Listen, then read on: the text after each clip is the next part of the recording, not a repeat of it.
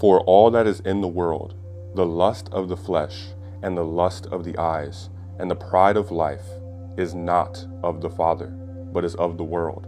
And the world passeth away, and the lust thereof. But he that does the will of God abideth forever. I know there are a lot of men out there dealing with sexual lust, with urges, with addictions to porn, masturbation, that orgasm, lust of the flesh, lust of the eyes. I know this because I used to deal with the same things. And I don't think we ever get fully freed from that lust because we are in the flesh. But you can get to a point where you now have power over that lustful desire that used to bind you like a slave. And I think a good place to start would be with this quote here from Swami Sivananda, which says, complete eradication of lust cannot be done through personal effort. It can only be accomplished by the grace of God. So if you've been trying to do it all by yourself, now is the time to give it all to God. I'm going to share with you some verses here from the Bible. I'm going to share with you the only way to avoid sexual lust. Now, it's not easy because as a human being in the flesh, you have two main desires. One is to eat, right? Food, to keep you alive. It's your self-preservation mechanism. And the second is a sexual desire to reproduce. Your biological makeup is naturally created that way. So in order to be spiritual, to follow the path that Jesus laid for us, to become a man of God, you have to develop a certain level of power over your flesh, which comes with discipline. So let's get into the first verse here, which is 1 Corinthians 6:18. Flee fornication. Every sin that a man does is without the body, but he that committeth fornication sins against his own body. So let's pay attention to the first word in that verse, flee. Now you may have seen I wrote the word run here because it's basically the same thing. So let me paint a picture for you. Imagine you're out, let's say you're at the gym. Okay, this happens to me, I'm sure it happens to you as well. And you see these beautiful women and your mind might create a scenario and you may want to look their way, right?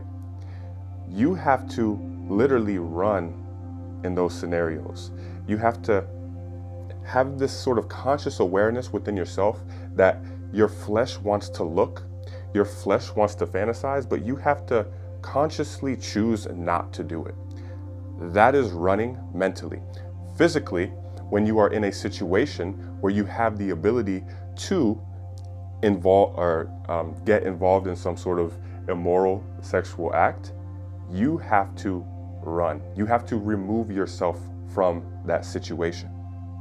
This is the only way to avoid sexual lust, because the body's desire to indulge in something that it knows based on its memory will result in a great feeling of pleasure. So not doing that is difficult.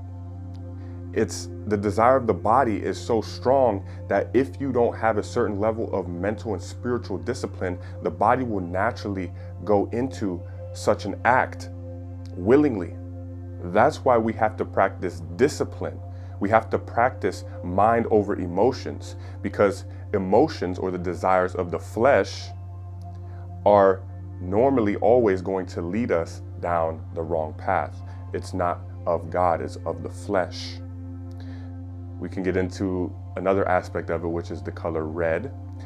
The devil is often represented as red, and red is the color of our emotions. So the devil is literally our emotions. If we give into our emotions, our fleshly desires, we're giving into the ways of the devil, to the ways of Satan, instead of the ways of God, which is the mind and the spirit.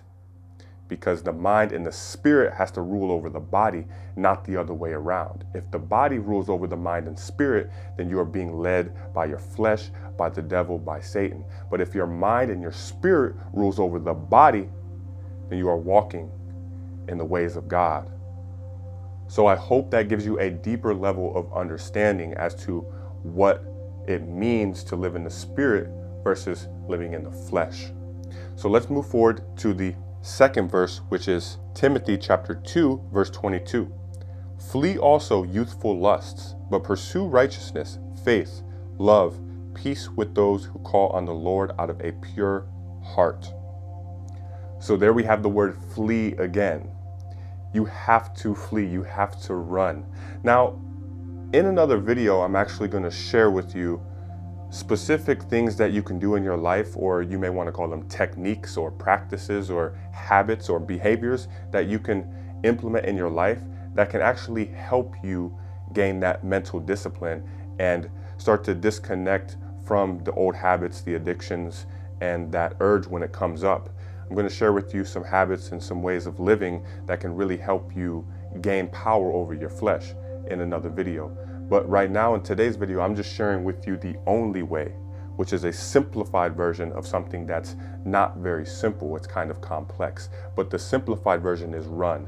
Don't get involved in such situations that you are going to get pulled into something that's going to destroy your flesh rather than feed your spirit. And those situations are many. You can think of many of them. You can probably look back in your life and see that you've been caught up in different situations. I'm not going to speak on any one specific because different people have gone through different situations. But if you look back in your life at a specific situation, you can analyze that situation and see what you could have done differently and apply that wisdom when the situation arises again and do it differently.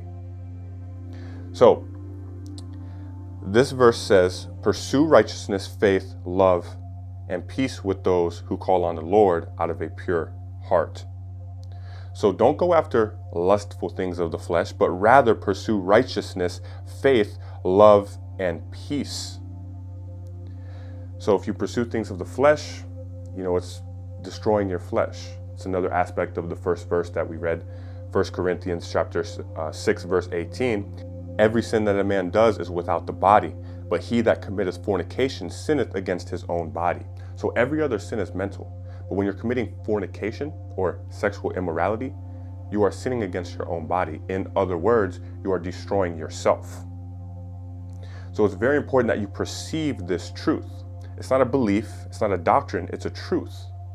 If you are committing sexual immorality or fornication, you are becoming more and more bound by the flesh. And if somebody else makes you a slave, that's not a very pleasant way to live. But if you become a slave to your own lower animal nature desires, that's even worse than being a slave to somebody else, because you can't even control your own self. Now, if you can't control yourself now, that's okay. That's why you're watching this video, so that you can learn how to begin to gain power over your flesh and become a man of God and walk in the way of Christ and have that discipline that a lot of men lack. I'm going to tell you right now that if you overcome this desire to indulge in sexual immorality or sexual lust, you will become 1% of men. So strive to become the 1%, because 99% of men don't have control over this area of their life.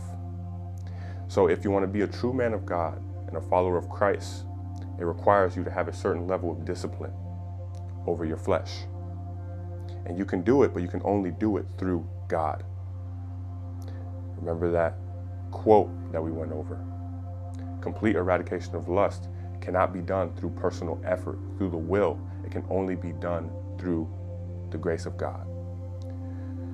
So all the peace and blessings to you. Pray for grace, pray for God's guidance. And in those situations where you have control, run.